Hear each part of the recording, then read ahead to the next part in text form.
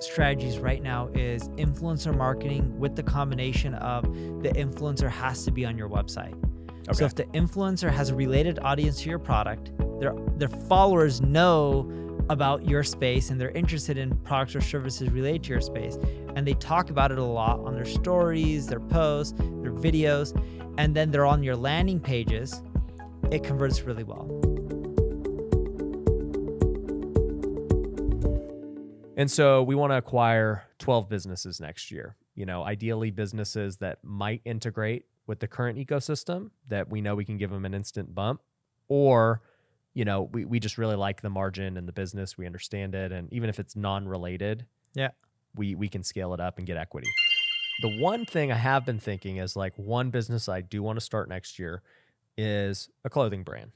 And obviously influencers have had merch forever, but in my mind I'm like, this is not merch. Like, this is like legit clothing, like the same clothes I wear. Yeah. It doesn't need to just say freaking Ryan, whatever. Have something that's totally addressable. Because when I wear these things, like this is a Cuts sweater. Yeah. A lot of people who follow me wear Cuts because I wear Cuts. And I'm like thinking, man, look at all these videos that I'm in. If I've gotten over 500 million views online, and if it just said whatever the brand is on all these videos, that's a lot of free marketing. Plus, now I'm actually reaching a massive TAM because everyone needs clothes. Like, there's lots of ways to buy clothes, and all my other products right now are very high ticket. They're very niche. Yeah. So what do you think? So don't hold back. Okay. So tell me where I'm missing. How many people do you have? On roughly? What? Employees. Oh, employees. Across all the companies. If you count like 1099 that, are pretty good and stuff, it's close to 100. You won't be able to buy 12 companies successfully next year.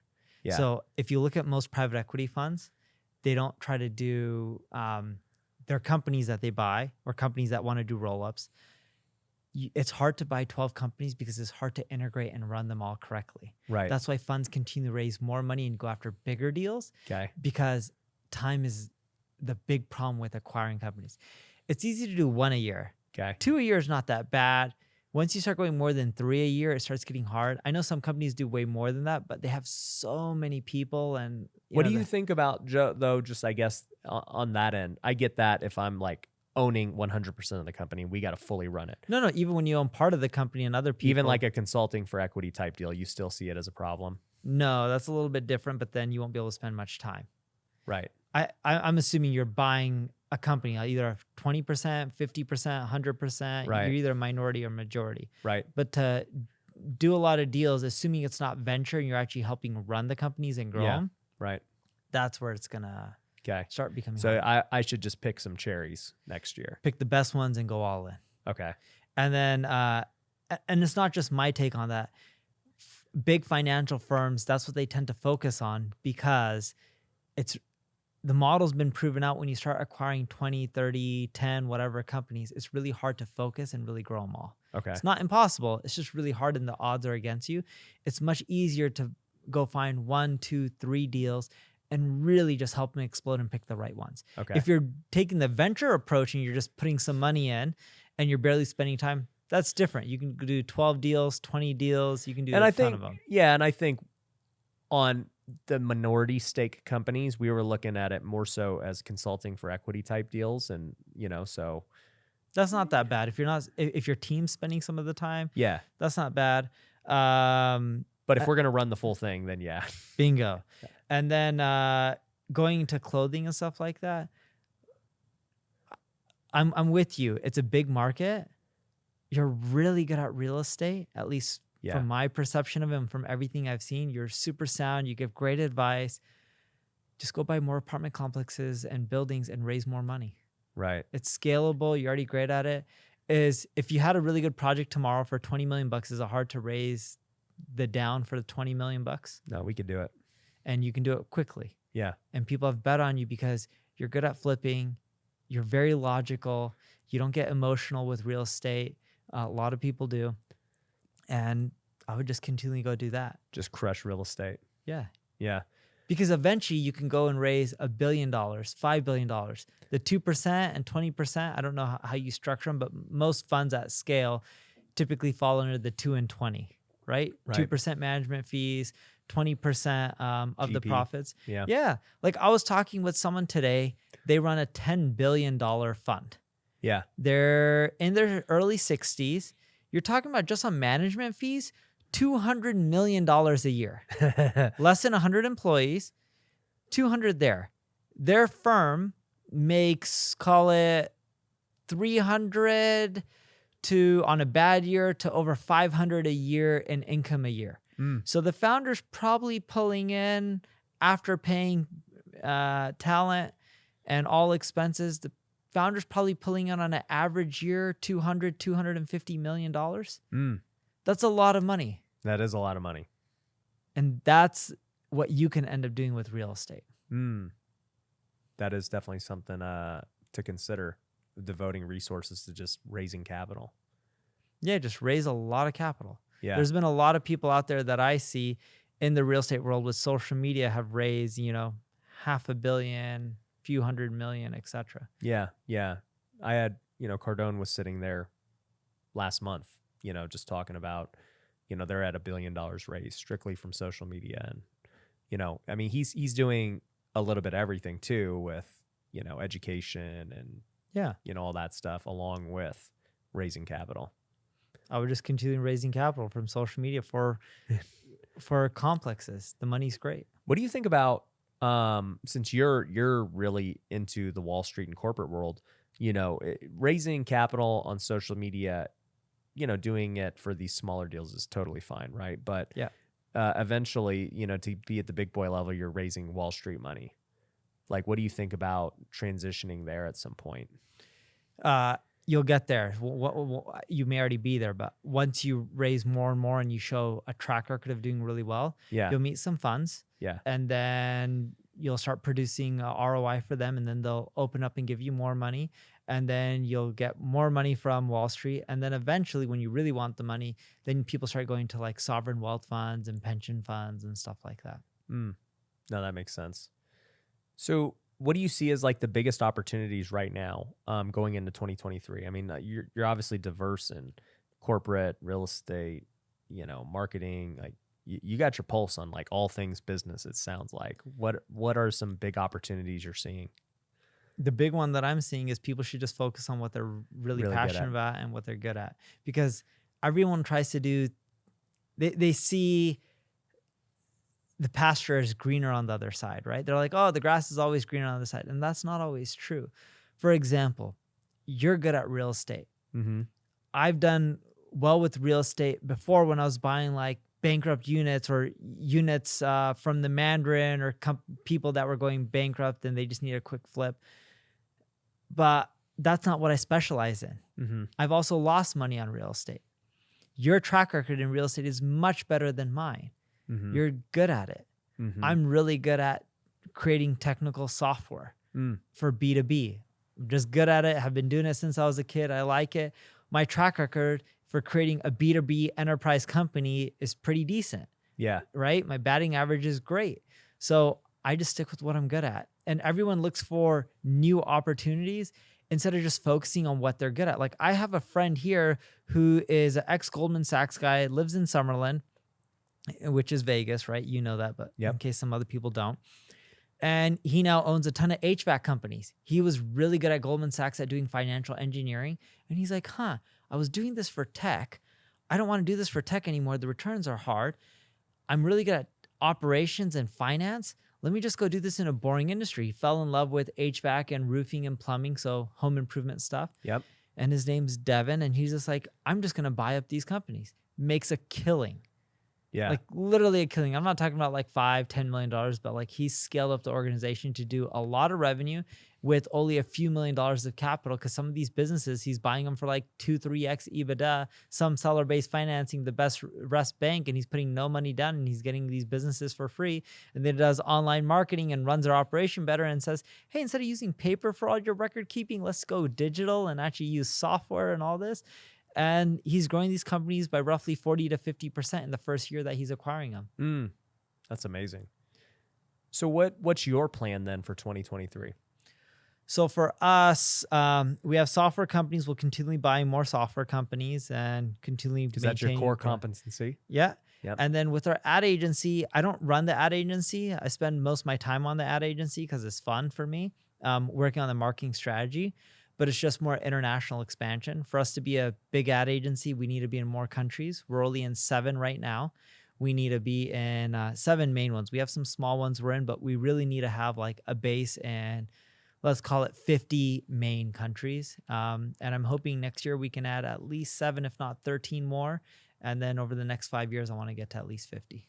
What's the base in the main or these other countries for? Like, I mean, are they huge bases like with all these people, or is it just like it's just to say we're stationed here and now we can get business? Most of them, you have to have a base with a good amount of headcount.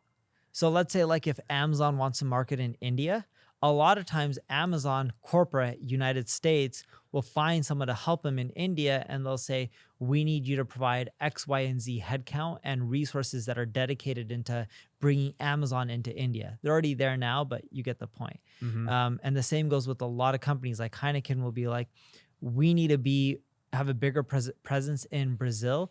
We need you to put 20, 30 people on our campaign that just focus on social media, paid ads, etc. So if you get enough contracts, those 10, 20 people start adding up to hundreds of people. So a lot of people listening are, small business entrepreneurs. Many of them might be under 7 figures in revenue. Some are 7 to 8 figures. And that's, probably where most people are. Speaking on the paid media side and the digital side, what are you seeing as like the most undervalued ways to market right now? One of the biggest under-marketed strategies right now is influencer marketing, with the combination of the influencer has to be on your website. Okay. So if the influencer has a related audience to your product, their followers know about your space and they're interested in products or services related to your space, and they talk about it a lot on their stories, their posts, their videos, and then they're on your landing pages, it converts really well. The other strategy that we're seeing that a lot of companies are putting more money to next year is SEO, because paid ads keep getting more expensive. Ranking organically on Google, even though it's hard and takes a lot of work, it produces a massive ROI. And then the third one that we're seeing companies make a mistake on is they all spend a lot on paid ads. Just look at Google stock or Facebook stock. I know Facebook stock is down, but still, they generate a lot of revenue through paid ads. The big mistake that these companies make is they don't have upsells, downsells, multiple products to sell people. They don't optimize for conversions, the copy, the sequences. And when you do that, when you generate much more revenue from each click or each dollar spent, you can now start spending more dollars and scale up faster. That makes sense. So just being more efficient on that last one and what you're already doing. With the SEO portion, this is interesting because Google is under attack right now. They've had a search monopoly for many years, right? And they still will going into the future. Okay. Because I've recently seen multiple things about SEO and their upcoming threats. One being, AI and this chat GPT thing. Another being TikTok, and that people are using now TikTok for search. The younger demographics. Yeah. What do you think about those? So let's first go back to, OpenAI and all their AI related products that help you create content. Even like the chat one that you just mentioned. People have been creating tons of content for SEO for ages now. I'll give you a prime example of this. If you search for auto insurance in the United States, less than 100,000 or less than 200,000 people a month are searching for the term auto insurance. That I know for a fact.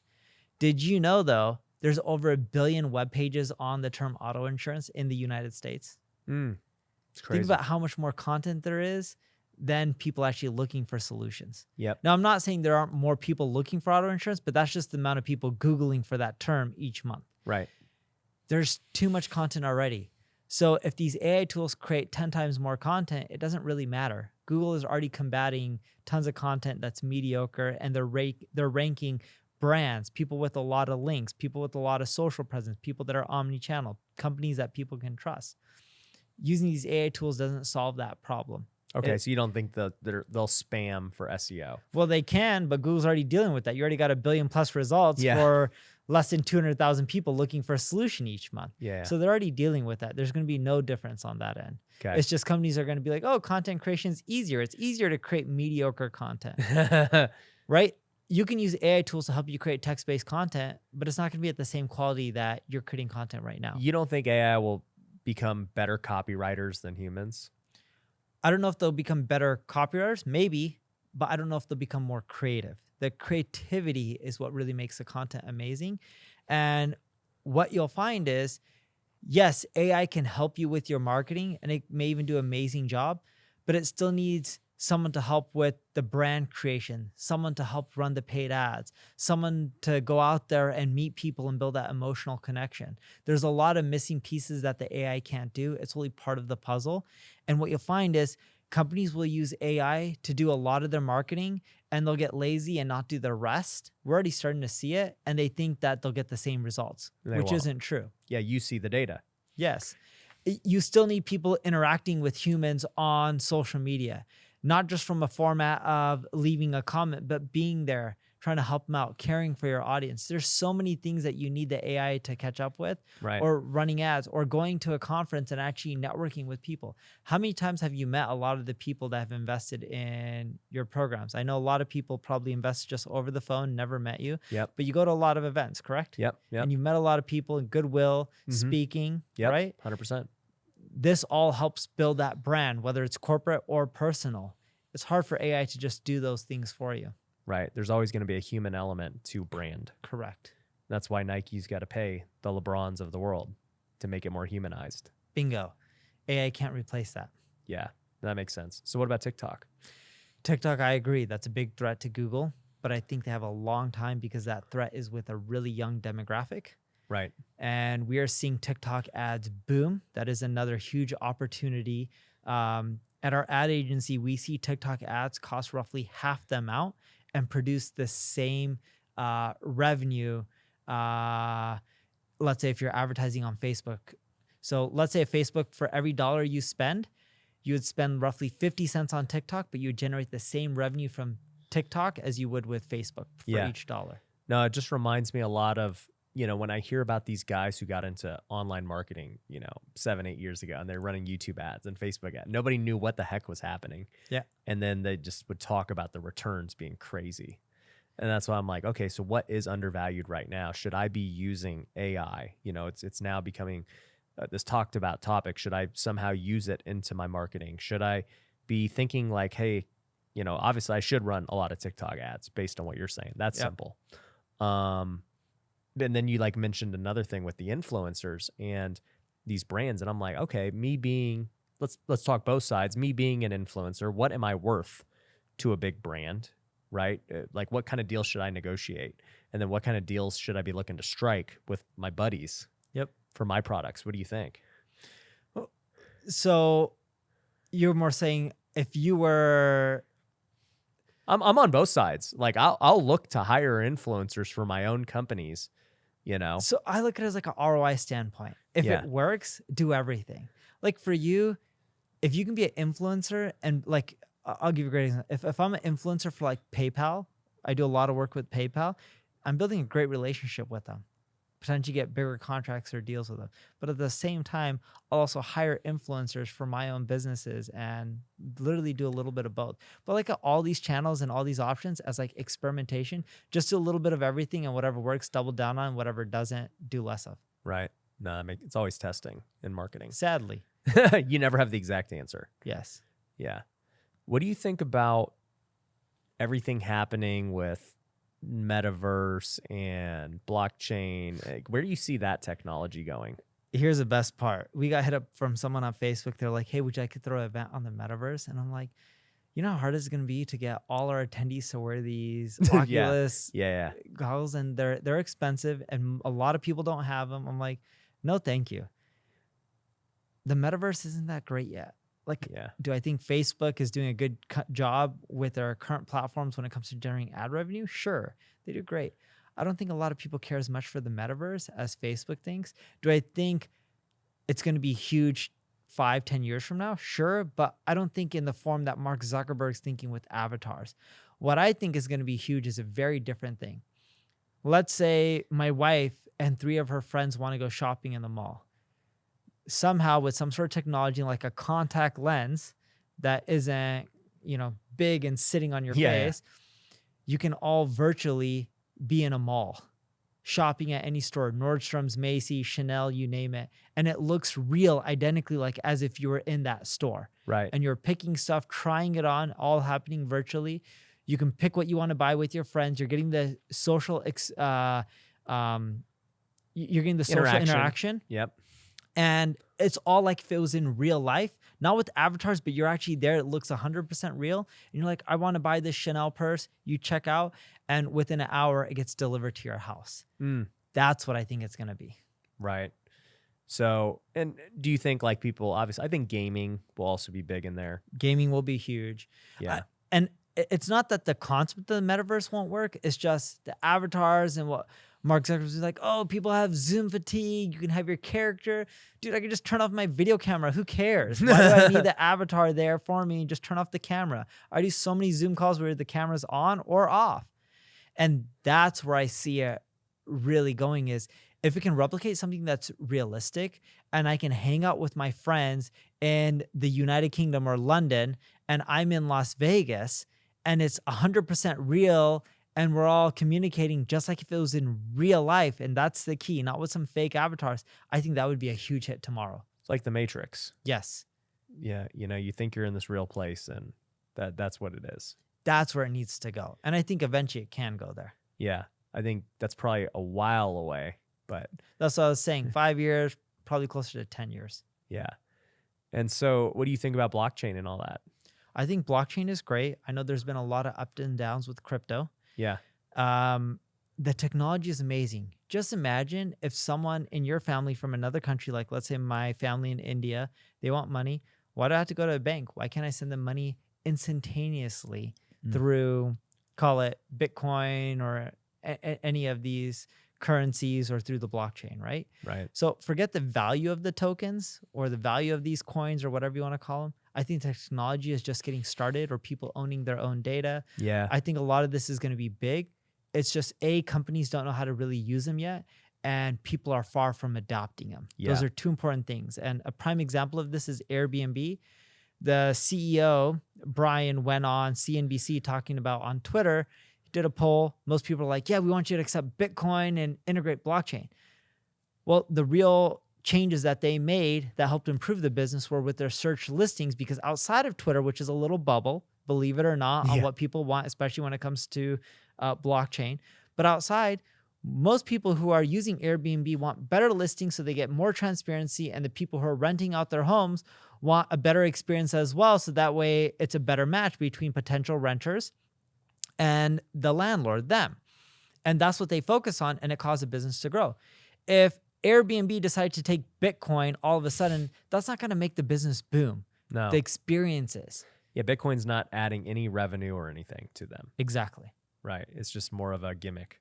Exactly. And that's what I'm saying is we're far away from blockchain technology being really relevant in businesses because people are really far from adopting it yet. Right. What do you see like it adding value to in businesses eventually?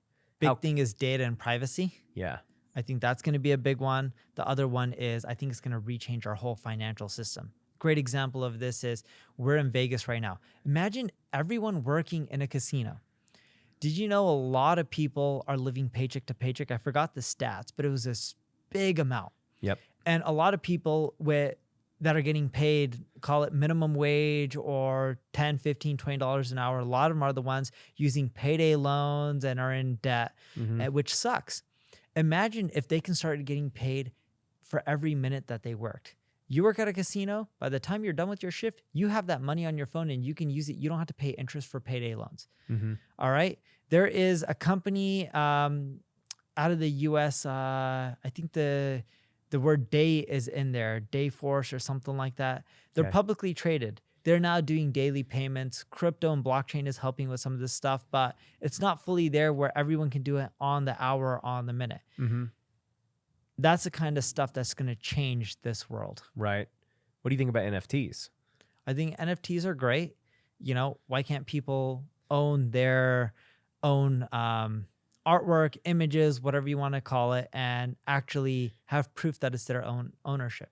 Right. And I think you're going to have that with a lot of digital images. And I don't think just art. I think it's going to go much further than just art. You're talking about it can be done for things like any visual assets that are on your website or anything that you're end up creating out there, right? And the big thing with NFTs and some of these rich media formats that blockchain can help with, I just think, again, we're really far from it, and it's just in this early phases. Yeah, no, 1,000%. I'm curious because I believe that too. I still believe all this stuff is very far away.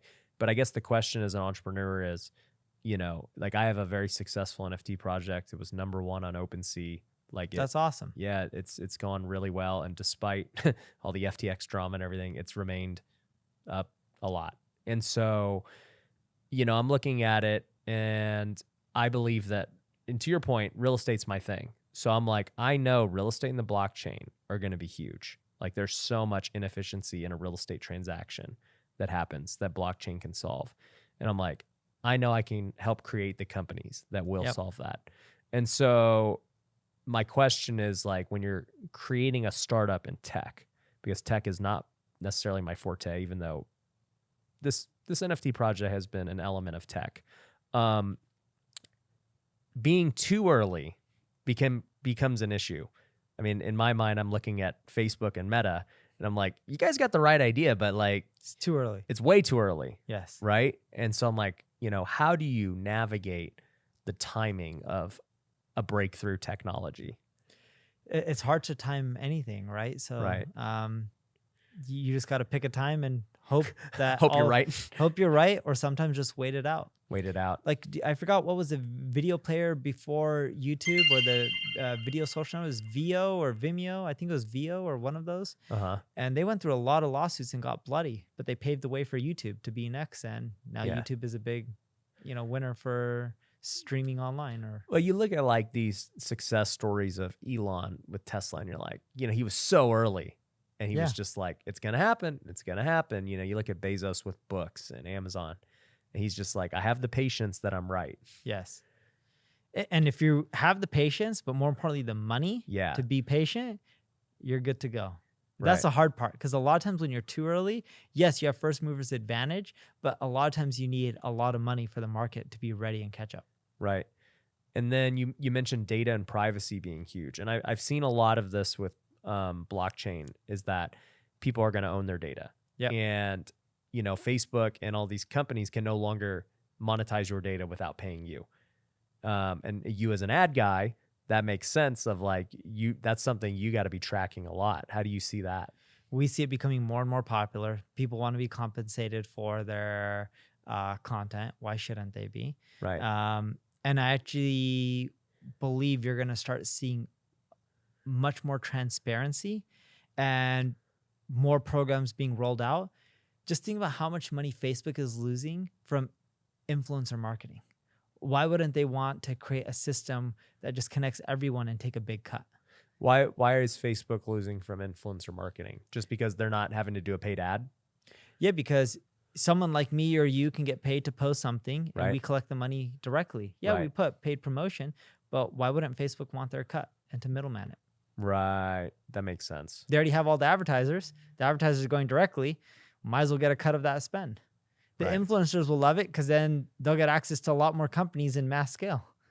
TikTok's kind of doing that.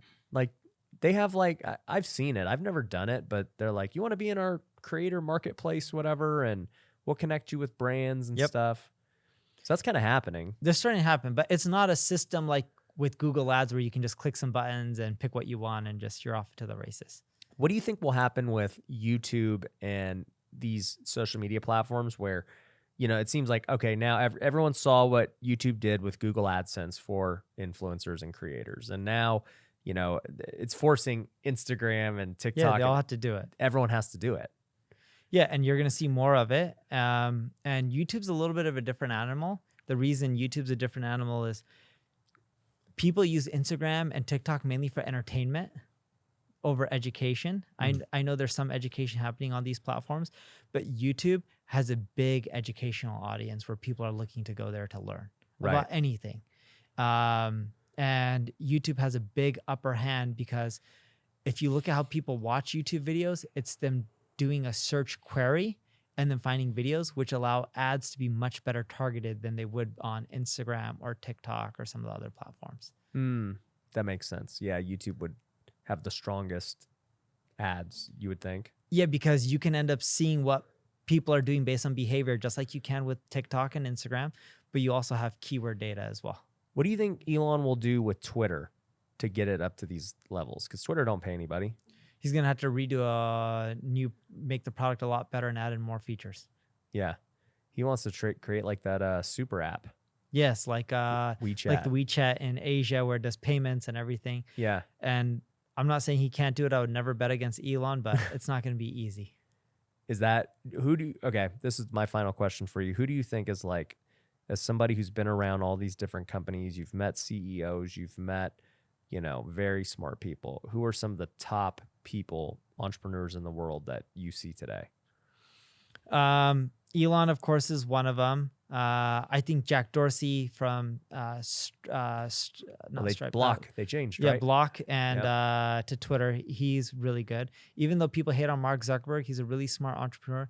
Matt Mullenweg, the creator of WordPress, he's done exceptionally well and is really bright. The CEO of Airbnb, I love him because he knows how to stay in his lane. He's the founder, Brian. He knows how to stay in his lane and he optimizes for experience and just tries to delight everyone. Bill Gates, I think he is an amazing entrepreneur and what he's going to do with power and energy and a lot of the things he's I got to know the solve. conspiracy theory. Why is he buying all the farmland? What's he doing? I have no idea. Now, some of these guys, they try to stay away from their political views and stuff like that. But if you're just talking about entrepreneurship, right? Some of these guys are some of the best entrepreneurs of our time. Yeah, no, 1,000%. Actually, this reminded me, speaking of entrepreneurs, I don't know if you can mention it, but you said you guys were managing FTX's stuff. Yeah. How was it working? Did you ever work with SBF? Like, what was the fallout from that? Was it as crazy as it seemed? So when you're an outside contractor, you don't deal with as much of the internal stuff, I'm assuming, that happened. And keep in mind, when companies are worth billions and billions of dollars, they have a lot of layers. So you end up usually just dealing with employees. Like, I've never met Sam in person. Right. A lot of it is like phone calls. And he was a CEO. In marketing, you're dealing with the COO, CMOs, VP of marketings, director of marketings, etc. Right. Yeah. Interesting times with them, man. It's crazy. It's just crazy. I could be wrong on this. I don't know what's going to happen, but if I had a bet, and I bet on this before Sam got arrested, I bet you someone's going to go to jail for a very long time. Yeah. Because here's the thing, when it comes to the political system and you got these senators and governors, when rich people get burned, right? People look at it as like, oh, they're rich. They already have a ton of money. They're okay. When the masses get burned and it's a lot of their life savings and it's a ton of people, they're going to go to all their politicians and be like, I lost my money. I'm pissed. Going out with the pitchfork, and someone's got to end up getting fried for it. I'm not saying when rich people lose money, people aren't getting hung and going to jail, but people have less sympathy. Even I have less sympathy for them. Yeah. It's just like, oh, you put $1 million into something and you lost it. Oh, you still got $10 million. You're still okay. Yeah. But when someone has $100,000 and that was their life savings and they got kids and family, like, those people are struggling, right? Yeah. It's really hard on them. The person who still has $9 million, their life still isn't that bad. I'm not trying to talk crap, but that's just the reality. Yeah. And a lot of people whose life savings or majority of their wealth were in these platforms, it sucks. Yes, they're going to struggle, but also their family, their kids, they're going to struggle. And I think someone's going to go to jail for it. Could be wrong, though. Yeah, no, I agree. That's what people want to see anyways. Yeah. But, dude, it's been a pleasure having you on the show, man. I appreciate you coming out. I didn't know you're in Vegas, so we'll definitely have to do some more stuff, man. Appreciate you. Yeah, same.